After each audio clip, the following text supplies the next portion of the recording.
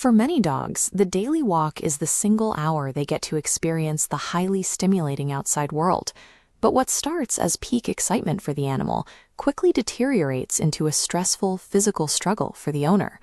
When a dog spots a distraction and lunges toward it, the natural human reflex is to immediately pull back and choke up on the line. We assume that applying physical tension creates behavioral control. That specific instinct is exactly what ruins the walk. Modern animal behaviorists recognize that leash tension does not act as a braking system. This logic model shows the disconnect. You might intend for a tight leash to signal a stop, but you are actually training the dog to fight back with equal force. If you find yourself constantly dragged down the sidewalk, you are the one actively constructing that behavior. Look at this from the animal's perspective. A taut leash places concentrated pressure directly against their chest or neck. This illustrates the physics of the oppositional reflex, an involuntary biological instinct where an animal leans into physical pressure rather than yielding. Tension triggers the reflex, generating forward movement, which creates even more tension. By keeping the leash tight, you are teaching the dog that maintaining pressure on their chest is the required physical mechanism for walking forward. This brings us to the retractable leash, a tool specifically designed to exploit this reflex. This cross-section of the handle reveals the flaw. To get more line, the dog has to constantly pull against that internal spring, maintaining steady backward tension. The device mechanically guarantees failure. It automates the exact lesson you are trying to avoid, that pulling generates freedom.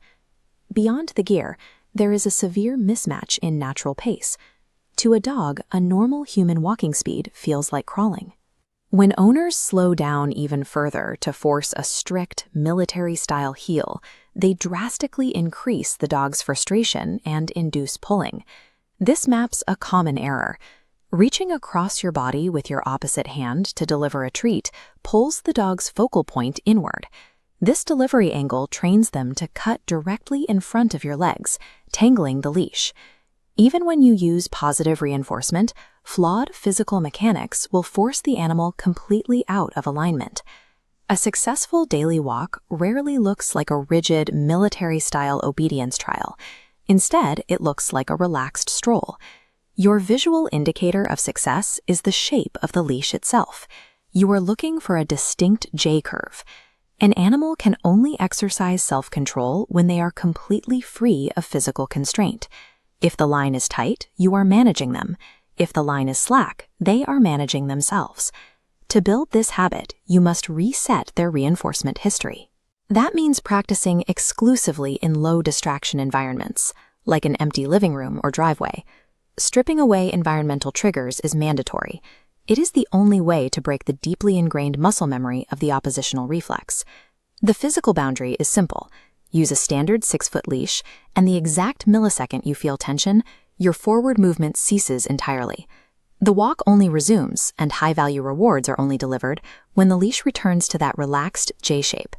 You have to stop treating the leash like a physical steering wheel. True behavioral control relies entirely on a psychological connection between you and the dog, not the tension of the tether.